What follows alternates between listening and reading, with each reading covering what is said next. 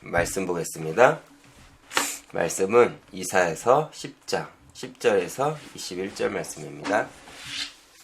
말씀은 이사야서 10장 10절에서 20절에서 21절입니다. 다 찾으셨으면 제가 읽겠습니다.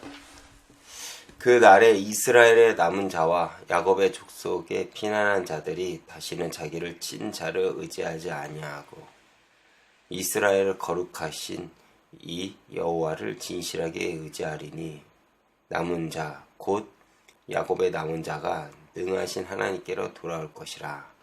아멘.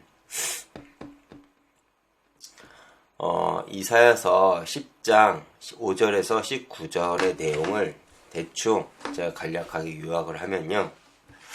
하나님은 아수라는 나라를 도구로 사용하여 이스라엘을 심판하신다는 예언을 하신다는 것입니다. 왜 하나님께서 이스라엘을 선택을 했는데 왜 심판을 하실까요? 바로 사랑해서입니다. 당신의 백성, 당신의 자녀들이 잘못된 길로 가지 않기를 바라는 마음이 있기에 하나님은요, 당신이 그 이스라엘을 향한 그 사랑의 마음을 심판으로 하신 것입니다. 또 더 나아가 하나님의 속성 중 공의는 아무리 사랑한 이스라엘 백성이라도 벗어날 수 없기 때문에 그렇습니다. 우리가 신앙생활 할 때 놓치고 있는 것들이 있습니다. 우리의 모든 행동들이 예수를 믿기 때문에 정당하다고 생각하는 것들이죠. 사실 그렇지가 않습니다. 하나님께서 우리를 더 사랑하신다면 사실 우리가 잘못된 길을 갈 때마다 사실 우리를 깨닫게 하시는 여러 가지 도구들이 있죠. 그런데 때때로 우리는 그런 상황이 힘들 때가 있습니다. 왜 그렇습니까? 내가 원하지 않는 상황이거든요. 우리는 예수를 믿으면 우리가 원하는 상황은 바로 정말 내가 잘 되고 내가 편안하고 내가 정말 남들이 부러워할 만한 그 어떤 것을 얻었을 거라고 생각을 합니다. 그런데 예수를 믿는 것은 그러한 것이 아니라는 것을 우리는 성경을 통해서 우리는 알 수가 있습니다. 그런데 하나님은 거기에서 멈추는 것이 아니라 바로 뒤이어 하나님은 남은 백성이 돌아오며 그 나라는 평화로울 것이라고 회복의 예언도 같이 하신다는 것입니다. 다시 말해 하나님의 공의는 사랑이 늘 동반되어 있다는 것이죠. 우리의 어려운 상황은 사실은 하나님이 더 큰 좋은 하나님의 응답이 있기 때문에 우리는 그 상황을 버틸 수가 있는 것입니다. 우리가 십자가를 지는 이유도 뒤에 부활이 있기를 우리가 알기에 우리가 담대히 그 길을 갈 수가 있는 것이죠.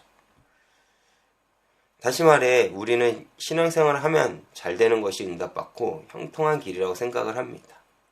그런데 우리가 간과하는 것이 하나가 있죠. 그것이 무엇입니까? 우리는 죄인에서 출발했다는 것입니다. 다시 말해 하나님의 무한한 사랑이 없이는 우리는 구원받을 조건이 하나도 없다는 것입니다. 그런데 우리의 모습을 보면 어떻습니까? 우리는 구원받을 만한 어떤 조건이 있어서 구원받은 것처럼 살아갈 때가 너무나도 많습니다. 왜 그렇습니까? 우리는 구원을 받았음에도 불구하고 우리의 속사람은 언제나 하나님의 반대편. 다시 말해 세상의 속성대로 우리는 살고자 했기 때문에 그렇습니다. 왜 그렇죠? 어제도 말했지만 우리는 나를 쳐서 복종하는 것들이 내 삶에 묻어나지 않기 때문에 그렇습니다. 내 욕망을 분출하는 것이 우리는 괜찮다고 생각을 할 때가 있습니다. 당시 이스라엘 역시도 그랬습니다.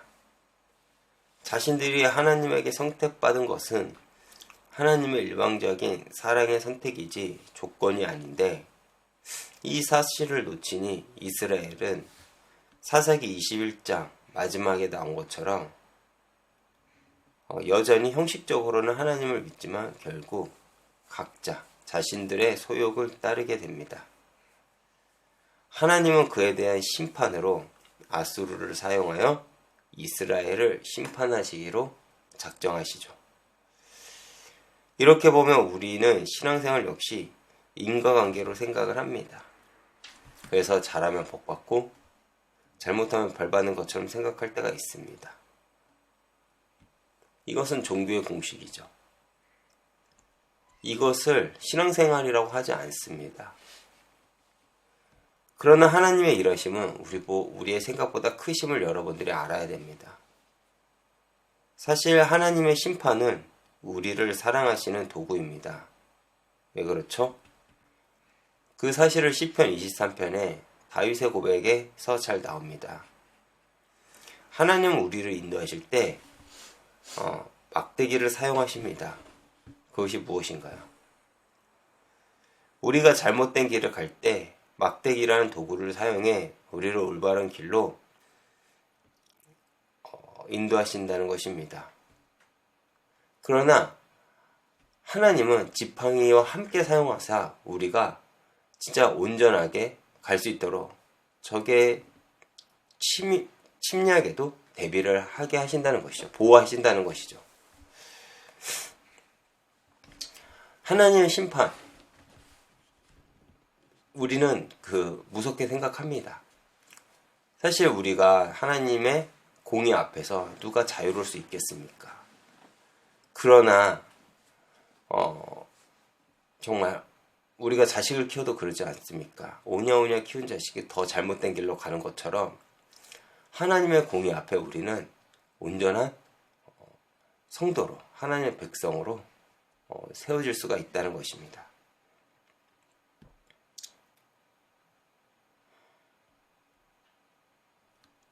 마찬가지로 이사야 10장의 내용은 당시 이스라엘이 하나님을 대적하고 잘못된 길로 가니까 하나님은 아수르라는 막대기를 사용해 이스라엘을 올바른 길로 인도하신다는 그 약속의 내용입니다. 그 증거가 무엇입니까? 오늘 우리가 읽은 본문처럼 바로 그 하나님의 심판 다음에 나온 남은 자들이 돌아온다는 것입니다. 하나님의 응답의 목적은 우리가 잘 되는 것이 아니라 하나님의 사람으로 만들어 이 땅에서 하나님의 백성으로 빛과 소금의 역할을 감당하며 살아가는 것입니다. 그런데 그 과정은 우리의 마음의 다짐으로만 되는 것이 아닙니다. 왜 그렇습니까? 제가 아까 이야기한 것처럼 우리의 속사람은 당장 은혜 받고 감사를 해도 결국 그것이 내 중심이기 때문에 그렇습니다. 우리가 언제 감사하고 은혜를 받나요? 저 말씀을 전하는 저 역시도 여기서 자유로울 수가 없습니다. 제가 언제 하나님을 믿는 것이 좋고 언제 제가 은혜 받았다고 고백을 하고 언제 제가 주님한테 감사를 할까요? 저 역시도 제가 원하는 인생을 살아갈 때 그럴 때가 있는 것 같습니다. 그래서 하나님은 이스라엘을 사랑하시는 방법처럼 우리의 인생도 만들어 가신다는 것이죠. 그래서 하나님은 부르신 이들을 과정을 거쳐서 하나님의 사람으로 만들어 냅니다. 그리고 마침내 그 과정을 겪고 하나님의 사람으로 세워질 우리의 응답은 무엇입니까? 바로 이사야 11장의 응답입니다. 이사야 11장은 우리에게 무엇을 알려주나요? 그들은 황폐한 세상에서 우리에게 남은 자, 그리고 남을 자, 그리고 나와 같은 은혜로 남은 자를 찾고 세울 남길 자가 되어 주님이 오실 그날에 하나님의 영광을 맛볼 것입니다. 다시 말해 우리가 그 모든 과정을 겪어서 하나님께서 우리를 이 시대의 남은 자로 부르셨다는 것이죠.